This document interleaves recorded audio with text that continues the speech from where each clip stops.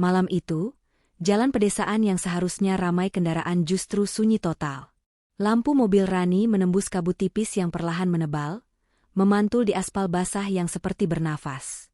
Ia baru saja pulang dari kunjungan kerja di luar kota, dan GPS di ponselnya terus berbunyi pelan, belok kanan, belok kiri, sampai akhirnya, sinyal hilang begitu saja. Rani menghela napas panjang. Ah, ini pasti cuma gangguan sinyal, gumamnya, berusaha tenang.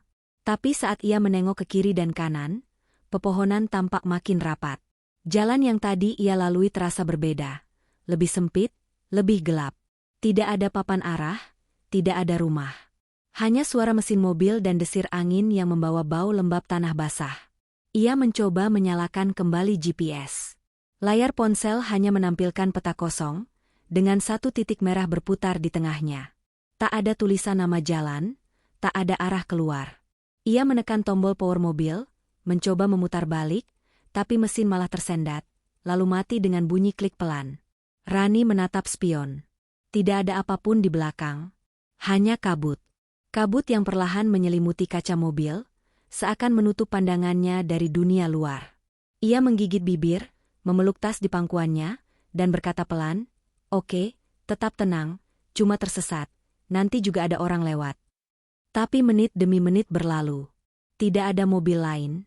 Tidak ada suara jangkrik. Tidak ada kehidupan. Lalu, di tengah keheningan itu, sesuatu menarik perhatiannya. Di kejauhan, di antara pepohonan tinggi, ada cahaya. Redup, tapi nyata. Seperti lampu bohlam tua yang menggantung di tempat terpencil. Rani memicingkan mata. Di bawah cahaya itu, samar-samar terlihat papan kayu dengan tulisan, Toko 9 Benda. Hurufnya besar, catnya mengelupas, tapi masih bisa terbaca. Dan anehnya, papan itu seperti baru saja dicat ulang sebagian, dengan warna kuning pudar yang masih berbau minyak. Rani menatapnya lama. Toko? Di tengah hutan begini? Suasana di sekitarnya tetap sunyi, tapi entah kenapa ia merasa seperti dilihat. Seperti ada sesuatu yang menunggu di balik pepohonan, dalam diam. Ia ragu sebentar, lalu menyalakan senter dari ponselnya. Kalau di sana ada orang, mungkin bisa pinjam telepon, pikirnya. Ia keluar dari mobil, langkahnya berat di atas tanah lembab.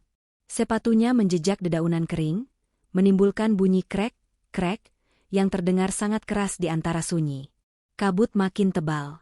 Pohon-pohon menjulang seperti dinding, dan cahaya dari papan toko itu tampak semakin dekat tapi tidak benar-benar mendekat. Setiap langkah yang ia ambil terasa seperti berjalan di tempat. Rani menelan ludah. "Halo? Ada orang?" Suaranya gemetar sedikit. Tidak ada jawaban. Tapi cahaya itu tiba-tiba berkedip sekali, seperti menyahut. Ia berhenti. Hatinya berdebar cepat. Lalu, seolah tubuhnya digerakkan oleh sesuatu yang tak terlihat, ia terus melangkah. Jalan setapak kecil mulai muncul di bawah kakinya, terbuat dari batu-batu licin yang seakan ditata oleh tangan manusia. Jalan itu berakhir di depan sebuah bangunan kecil. Itulah tokonya. Bangunan kayu tua dengan atap seng berkarat, jendela kaca buram, dan pintu kayu bergoyang pelan diterpa angin. Di atas pintu tergantung lonceng kecil dari logam, yang berbunyi lirih setiap kali angin lewat, kling-kling. Dari balik kaca jendela, Rani bisa melihat samar rak-rak kayu penuh barang-barang tua. Botol kaca, boneka lusuh, jam antik. Cahaya oranye hangat menyorot dari dalam, membuat tempat itu tampak hidup di tengah hutan yang beku. Ia berdiri di depan pintu, ragu. Lalu, seperti ada tenaga lembut yang mendorongnya, tangannya terangkat dan menyentuh gagang pintu. Dingin. Sangat dingin. Tapi saat ia menariknya, pintu berderit pelan dan terbuka. Aroma kayu tua dan debu menyergap hidungnya. Udara di dalam toko itu berbeda. Seolah lebih berat, lebih padat, seperti waktu berjalan lambat di sana. Ia melangkah masuk, dan lonceng di atas pintu berbunyi, nyaring tapi menenangkan. Kling, kling, kling. Di balik meja kayu panjang, berdiri seseorang.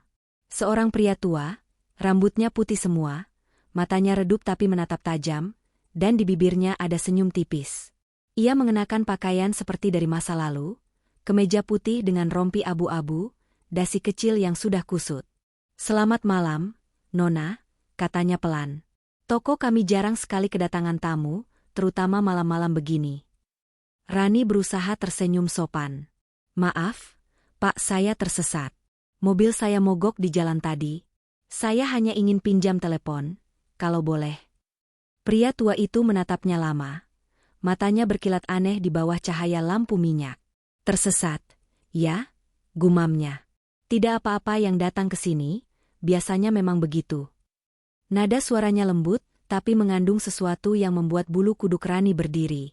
Silakan duduk dulu, lanjut pria itu. Atau, mungkin Nona ingin melihat-lihat barang kami dulu? Siapa tahu ada yang cocok. Rani menatap sekeliling. Rak-rak kayu itu benar-benar penuh dengan benda-benda aneh. Jam tangan rusak tapi masih berdetak. Boneka tanpa wajah. Surat tua yang diikat pita hitam. Sebuah kalung yang tampak berdenyut. Ia melangkah perlahan ke arah rak. Setiap benda terasa seperti memandang balik padanya. Dari belakang, suara si penjaga bergema pelan. Setiap benda di sini punya cerita, dan harga yang tidak bisa dibayar dengan uang. Rani menelan ludah. Entah kenapa, di balik ketakutannya, ada rasa penasaran yang pelan-pelan tumbuh. Dan tanpa ia sadari, ia sudah terperangkap di dalam toko itu. Kalau kamu merasa ikut merinding bersama Rani malam ini, coba deh tekan tombol like biar aku tahu kamu juga ngerasain hal yang sama. Dan kalau kamu suka cerita-cerita misteri kayak gini, jangan lupa subscribe, karena masih banyak kisah lain yang mungkin terjadi di tempat yang gak pernah kamu duga. Tulis juga di kolom komentar, apa kamu berani masuk ke toko seperti itu sendirian? Udara di dalam toko itu begitu berbeda. Hangat, tapi juga berat. Seperti menyimpan napas banyak orang yang pernah datang dan tak pernah keluar. Lampu minyak di pojok ruangan bergoyang lembut, memantulkan bayangan benda-benda tua di dinding. Rani berdiri kaku di tengah ruangan. Lonceng kecil di atas pintu berhenti berdering, meninggalkan gema samar di udara. Suara detak jam tua di dinding terdengar jelas. Tik-tak, tapi anehnya, jarum jam itu bergerak mundur. Ia menatap sekeliling, mencoba mengalihkan perhatian dari kegelisahan di dadanya. Rak-rak kayu di sepanjang dinding penuh dengan barang aneh. Boneka tanpa wajah, jam saku yang jarumnya terus berputar, gulungan foto-foto hitam putih yang belum dicetak, bahkan ada botol kaca berisi asap kelabu yang seolah hidup. Di ujung meja panjang, penjaga toko itu masih berdiri dengan senyum tenang. Wajahnya tampak lembut, tapi di matanya ada sesuatu yang menatap terlalu dalam. Silakan lihat-lihat, Nona, katanya perlahan. Setiap benda di sini punya pemiliknya sendiri. Kadang mereka datang mencari, kadang mereka dipanggil. Rani tersentak pelan. Dipanggil, ulangnya. Penjaga itu tertawa kecil. Suaranya seperti bunyi koin logam jatuh ke lantai kosong. Ah, bukan dipanggil oleh saya, tapi oleh barang-barang itu sendiri. Rani melangkah pelan ke rak terdekat. Debu menempel di jari-jarinya saat ia menyentuh permukaan kayu. Sebuah jam tangan rusak tergeletak di antara tumpukan surat tua. Detaknya pelan, tapi terasa hidup. Ia mengangkatnya, dan tiba-tiba detak itu berhenti. Ia menatap jam itu lama, lalu meletakkannya kembali. Barang antik semua, ya? Tanyanya dengan nada basa-basi, berusaha menutupi rasa takut. Antik? Bisa dibilang begitu, jawab penjaga itu sambil tersenyum samar. Beberapa bahkan lebih tua dari waktu itu sendiri. Rani memaksakan tawa kecil. Saya sebenarnya cuma mau pinjam telepon. Pak, saya nggak bisa keluar dari jalan tadi. Telepon. Pria itu menatapnya sebentar, lalu menunjuk ke arah pojok ruangan. Di sana ada telepon tua. Tapi, entah masih bisa atau tidak. Coba saja. Rani mengikuti arah telunjuknya. Di atas meja kecil, ada telepon putar berwarna hitam legam. Kabelnya melingkar seperti ular tua. Ia mengangkat gagangnya, tak ada nada sambungan, hanya bunyi dengung rendah. Namun tiba-tiba, dari gagang itu terdengar suara samar. Suara perempuan. Pelan, lirih, seperti menangis. Jangan beli apapun dari sana. Rani langsung menjatuhkan gagang telepon itu. Suaranya menggema, lalu hening kembali. Ia menatap penjaga toko dengan wajah pucat. "Pak, barusan ada suara." Tapi pria itu hanya tersenyum, seperti sudah mendengarnya 1000 kali. "Kadang toko ini menyimpan gema masa lalu, Nona. Jangan terlalu dihiraukan." Rani mundur 1 langkah. Tangannya dingin, napasnya pendek. Ia mulai berpikir untuk keluar saja. Tapi saat menoleh ke arah pintu, kaca jendela tampak gelap total. Tak ada cahaya luar. Tak ada hutan. Hanya kegelapan, seperti malam di luar telah ditelan sesuatu. Ia menatap penjaga toko itu lagi. Sebenarnya, toko ini buka sampai jam berapa? Pria itu tertawa kecil, lembut, tapi membuat darah Rani membeku. "Toko ini, Nona, tidak pernah tutup." Kalimat itu meluncur seperti mantra. Dan seolah menjawabnya, lampu minyak di sudut ruangan berkedip. 1, 2 kali, lalu redup perlahan. Dalam remang itu, Rani merasa ada bayangan lain di antara rak-rak, bergerak cepat, melintas di belakangnya. Ia menoleh, tapi tak ada siapa-siapa. Hanya boneka tanpa wajah yang kini menghadap ke arahnya. Padahal tadi, boneka itu menghadap dinding. Rani menelan ludah. Tubuhnya terasa ringan, tapi juga tak punya arah.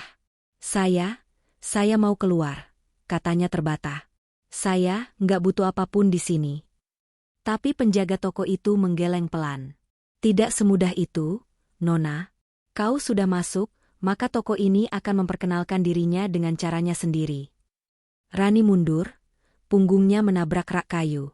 Sebuah benda jatuh, kling, pecah di lantai.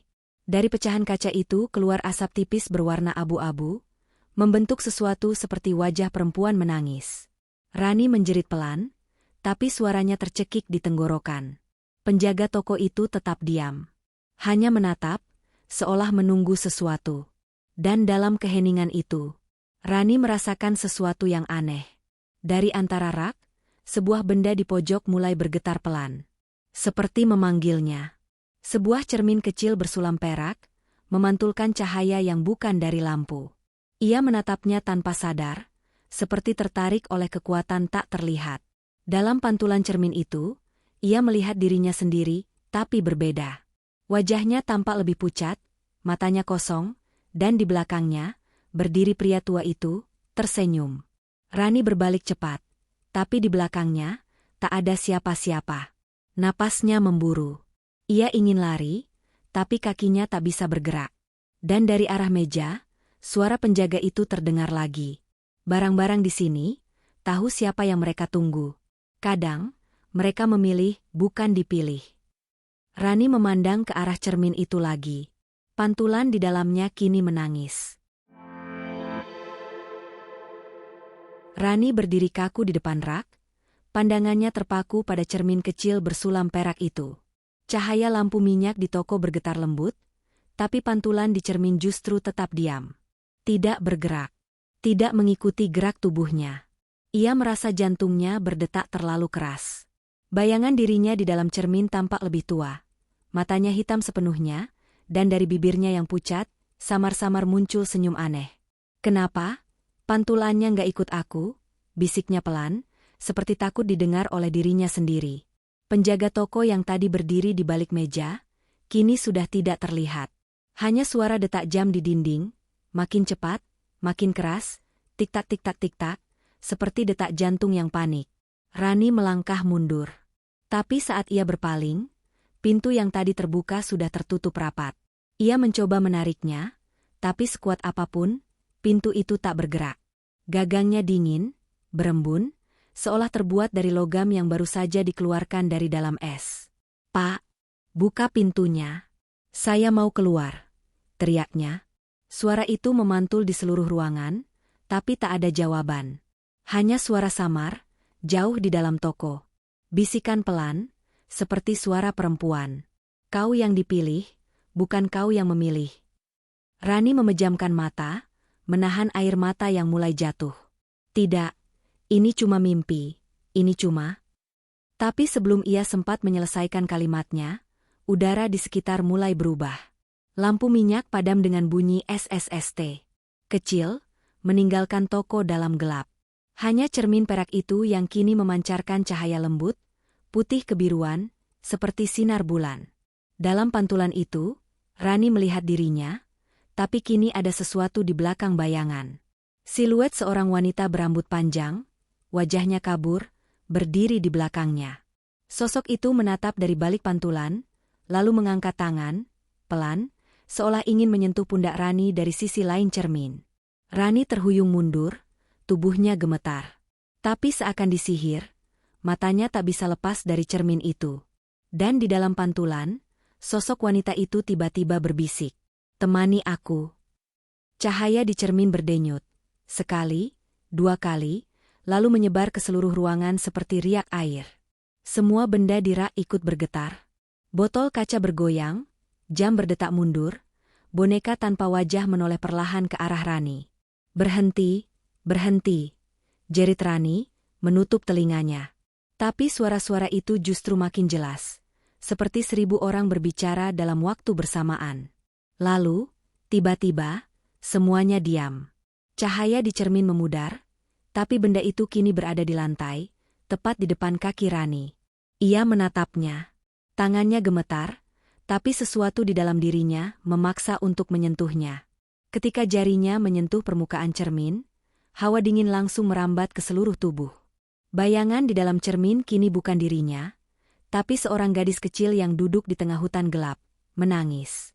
Cermin itu bergetar pelan, lalu dari permukaannya terdengar suara yang sama seperti di telepon tadi. "Jangan beli apapun dari sana." Rani menjatuhkan cermin itu, tapi anehnya benda itu tidak pecah.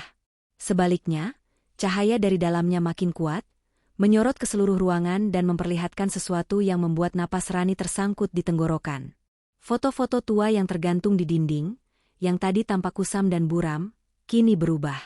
Wajah-wajah orang di dalamnya menatap langsung ke arah Rani. Matanya kosong. Tapi di dada mereka, setiap orang memegang benda yang sama seperti yang ada di rak-rak toko. Satu memegang boneka tanpa wajah. Satu memegang jam rusak. Satu memegang kalung yang berdenyut. Dan di pojok paling bawah, ada seorang perempuan dengan cermin perak di tangannya. Wajahnya mirip Rani. Sangat mirip. Rani terisak. "Apa ini? Siapa mereka?" Suara pria tua itu muncul tiba-tiba dari balik rak. Tenang, datar, tapi membuat udara terasa menekan. "Mereka, pembeli yang sudah selesai bertransaksi." Ia melangkah keluar dari kegelapan, matanya kini berwarna kelabu seperti kaca. "Tiap barang di sini membawa ingatan seseorang. Dan malam ini, tampaknya cermin itu memilihmu." Rani menggeleng keras. "Tidak. Saya tidak beli apapun." Pria itu mendekat, jaraknya kini hanya beberapa langkah. "Tapi kau sudah menyentuhnya. Itu sudah cukup." Suara langkahnya bergema berat di lantai kayu. Rani mundur, tapi tubuhnya serasa membeku. Cermin di lantai kini memantulkan dua sosok, Rani dan pria itu, tapi di pantulan, posisi mereka terbalik. Rani dalam cermin menatap tajam, sementara pria tua di pantulan justru tersenyum ke arah luar.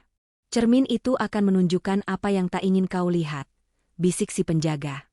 "Dan jika kau terlalu lama menatap, kau akan menjadi bagian dari pantulannya." Rani terdiam, napasnya cepat dan berat. Ia menatap cermin itu, dan untuk sesaat, pantulannya tersenyum padanya. Senyum yang sama sekali bukan miliknya. Hening. Begitu Rani menatap pantulan itu terlalu lama, waktu seakan berhenti.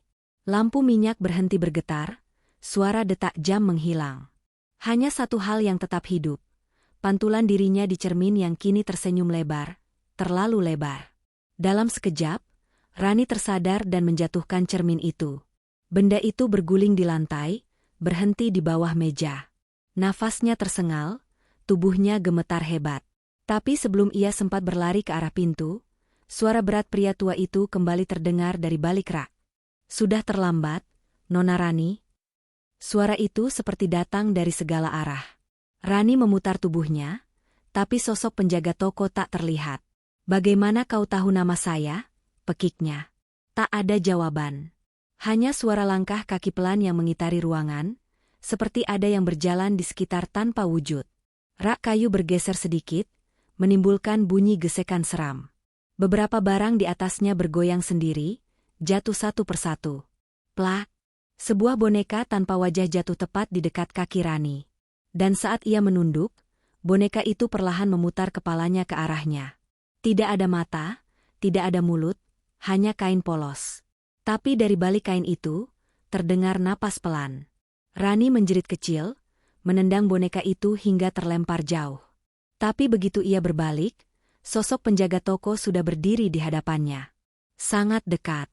Wajahnya tampak lebih tua dari sebelumnya, kulitnya kelabu pucat seperti kertas. Namun mata itu bersinar aneh, seperti dua lentera kecil di dalam kegelapan. "Aku sudah bilang," ujarnya pelan, "barang di sini tak bisa kau tolak.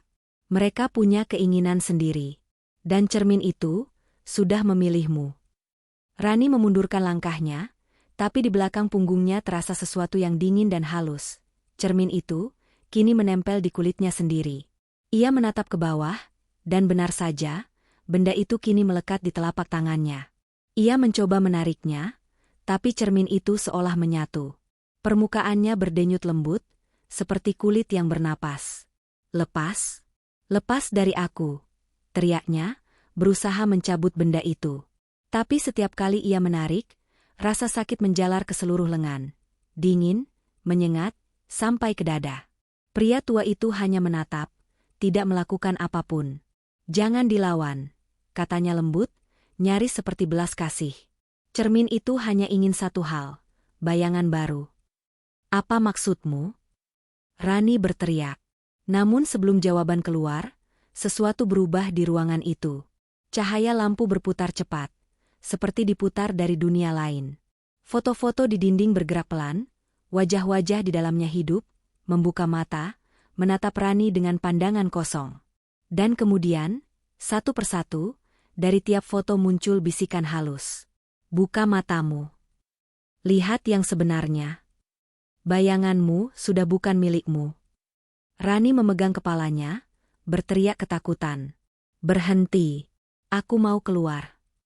Ia lari ke arah pintu, tapi langkahnya berat. Seolah lantai toko berubah jadi lumpur. Setiap kali ia melangkah, kakinya terasa tenggelam sedikit demi sedikit. Ia memaksakan diri, mendorong pintu dengan seluruh tenaga. Tapi saat pintu itu terbuka, yang ia lihat bukan hutan, melainkan dirinya sendiri. Dirinya, berdiri di luar toko, memandang balik ke arahnya dengan wajah datar tanpa ekspresi. "Tidak," bisiknya lirih. "Itu bukan aku." Sosok di luar sana mengangkat tangan, mengisyaratkan untuk diam.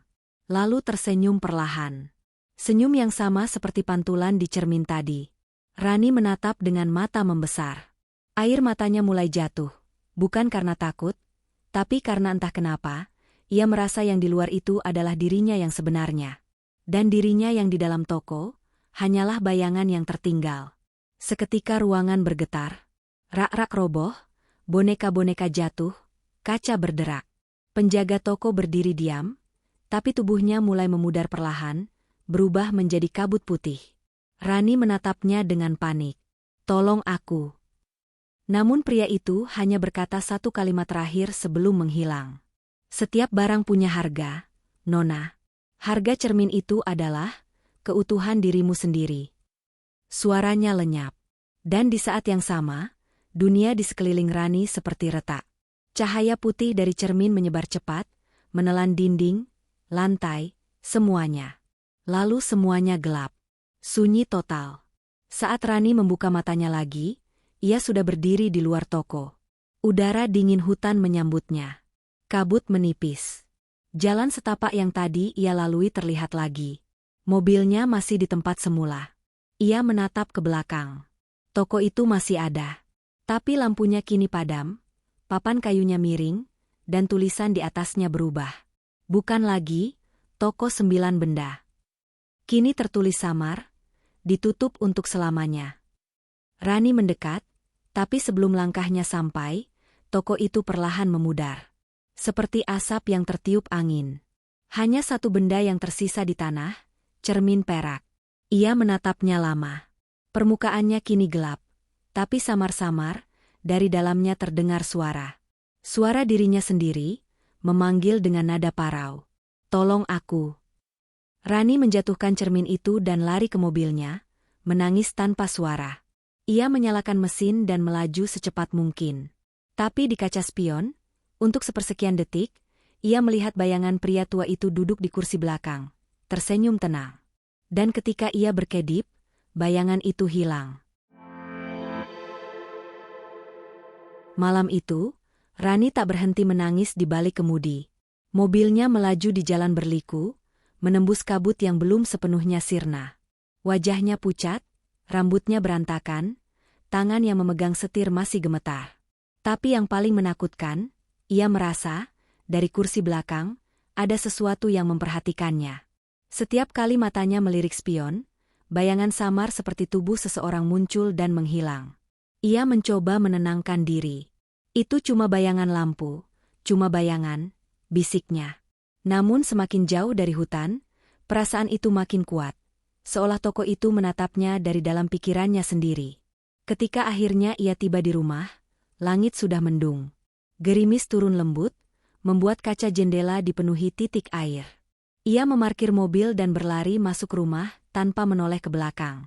Begitu pintu tertutup, ia menjatuhkan diri ke lantai ruang tamu, mencoba menarik napas panjang. Sunyi. Tak ada suara apapun selain detik jam dinding dan hujan yang semakin deras. Rani duduk, mencoba menenangkan diri. Ia menatap ke telapak tangannya, cermin itu sudah tidak ada. Tapi kulit di tempat benda itu menempel kini tampak memucat, seperti bekas luka dingin. Ia mengelusnya pelan, mencoba meyakinkan diri kalau semuanya sudah berakhir. Ia menyalakan lampu, berjalan ke kamar. Tapi saat lampu kamar menyala, jantungnya berhenti berdetak sejenak. Di atas meja rias, di antara tumpukan kosmetik dan parfum, tergeletak cermin yang sama. Bersih, bersinar. Dan di permukaannya, tampak pantulan wajahnya sendiri, tapi wajah itu bergerak sedikit terlambat. Rani mundur. Tidak, ini tidak mungkin.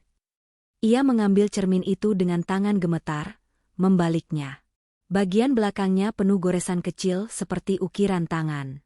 Saat diperhatikan lebih dekat, goresan itu membentuk huruf. Tulisan yang membuat darahnya berhenti mengalir. Kau pulang terlalu cepat. Jantung Rani berdegup kencang. Ia meletakkan cermin itu di meja dan menatap sekeliling kamar. Lampu mulai meredup sendiri, seperti kehilangan daya. Dari arah lemari, terdengar bunyi ketuk-ketuk-ketuk perlahan.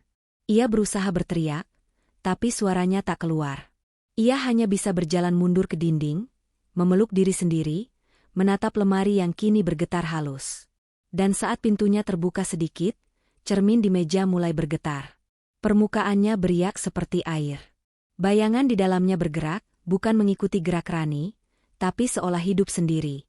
Bayangan itu melangkah keluar dari bingkai, masih memegang versi lain dari cermin yang sama. Rani menjerit keras, membanting cermin itu ke lantai. Bunyi kaca pecah menggema di ruangan. Namun anehnya, cermin itu tidak retak sama sekali. Sebaliknya, pantulan dirinya di lantai kini menatapnya dari arah bawah.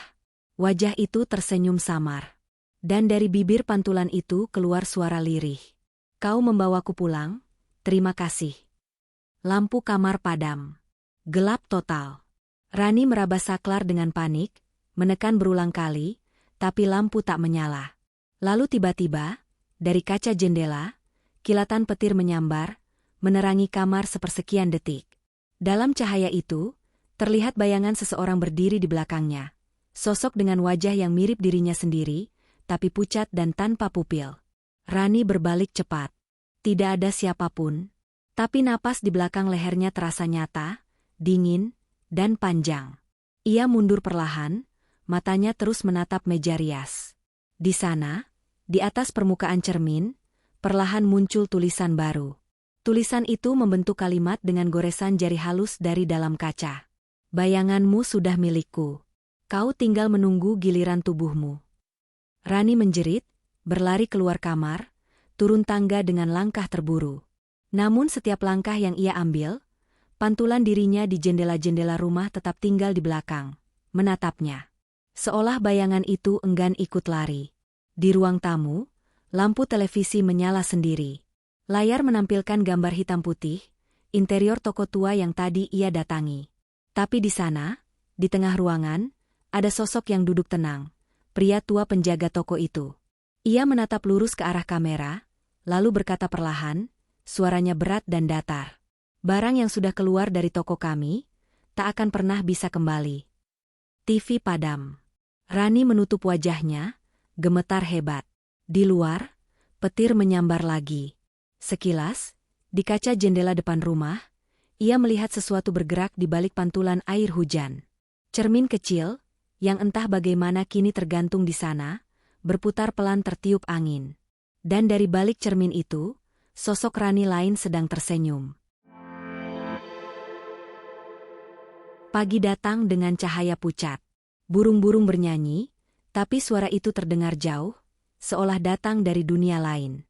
Rani terbangun di sofa ruang tamu, tubuhnya lemas, wajahnya basah oleh air mata kering. Ia menatap sekeliling, rumahnya tampak normal, tak ada tanda-tanda apapun dari malam yang mengerikan itu. TV mati. Lampu padam. Hanya suara jam dinding berdetak pelan. Ia menarik napas lega. Mungkin aku cuma halusinasi, bisiknya. Cuma mimpi buruk, kan? Namun saat ia bangkit dan melangkah menuju kamar mandi, sesuatu terasa aneh. Setiap kali ia lewat di depan kaca, pantulannya tidak bergerak bersamaan. Ada jeda kecil. 1 detik, 2 detik. Seolah bayangan itu berpikir dulu sebelum menirunya. Ia berhenti di depan cermin besar di ruang tamu dan menatap lama. Bayangannya tersenyum, lalu, sedikit, menggelengkan kepala. Rani mematung. Senyum itu bukan miliknya. Tiba-tiba ponselnya berdering. Nomor tak dikenal. Dengan tangan gemetar, ia mengangkat. Halo? Suara di seberang terdengar parau, seperti dari alat rekam tua. Selamat datang kembali, Nona Rani. Toko kami senang kau menikmati pembeliannya. Klik. Sambungan terputus. Ponselnya terjatuh ke lantai. Dari layar yang menyala, Rani melihat pantulan dirinya di kaca jendela. Sedang tersenyum, padahal ia tidak. Ia perlahan mundur, tak berani menatap langsung. Dari arah dapur, terdengar suara langkah kaki, berat dan menyeret. Siapa di sana? Teriaknya. Tak ada jawaban. Namun lampu dapur menyala sendiri, menyoroti sosok samar berdiri di sudut. Tubuh itu tegak, mengenakan baju yang sama persis seperti yang dipakai Rani semalam. Rambutnya basah, meneteskan air di lantai. Rani mematung. Sosok itu perlahan menoleh ke arahnya, dan wajahnya adalah dirinya sendiri. Tapi kulitnya pucat keabu-abuan, matanya kosong seperti kaca retak. Sosok itu berbicara dengan suara serak pelan, nyaris tanpa gerak bibir. Kau meninggalkanku di toko itu. Sekarang giliranku, menukar tempat. Cahaya di seluruh rumah berkedip. Dinding bergetar. Semua cermin di rumah bergetar serentak, mengeluarkan suara dengung rendah seperti 1000 napas di balik kaca. Rani mencoba lari ke pintu depan, tapi gagangnya berkarat, seperti tak pernah dibuka selama bertahun-tahun. Ia menendang, memukul, menjerit, tapi tak ada yang berubah. Sosok dirinya yang lain kini melangkah maju, melewati meja, mendekat tanpa suara. Setiap langkahnya membuat lantai retak halus seperti kaca. Rani menatapnya dengan ketakutan yang tak bisa dijelaskan. Jangan mendekat. Namun sosok itu terus berjalan. Jangan. Terlambat. Sosok itu menempelkan telapak tangannya ke dada Rani. Sentuhannya dingin seperti air beku. Dalam sekejap, pandangan Rani kabur. Dunia berputar. Dan kemudian, semuanya gelap. Sunyi. Hanya suara detak jam dinding yang tersisa. Beberapa saat kemudian, cahaya kembali. Rani membuka matanya. Ia berdiri di ruang tamu yang sama. Tapi suasananya berbeda, lebih tua, lebih suram. Ia melangkah perlahan ke cermin. Pantulan di depannya kini menatapnya dengan ekspresi kosong. Dan ketika ia mencoba mengangkat tangan, pantulan itu tidak meniru. Bayangan itu menatap balik, lalu perlahan tersenyum. Dan dari balik kaca, suara pria tua penjaga toko terdengar lagi, lembut, nyaris seperti doa. Toko kami tak pernah benar-benar tutup, Nona. Selalu ada pelanggan baru, dan selalu ada yang harus menggantikan penjaga lama. Rani memutar tubuhnya, panik mencari arah suara. Tapi yang ia lihat kini membuat darahnya membeku. Rak-rak tua berdebu, lentera gantung redup, papan kayu berderit di bawah kakinya. Ia bukan di rumah. Ia berada di toko itu lagi. Di belakang meja kasir, sebuah lonceng kecil berbunyi. Ting! Pintu terbuka pelan. Seorang lelaki muda, basah oleh hujan, masuk dengan langkah ragu. "Permisi, apakah toko ini masih buka?" tanyanya.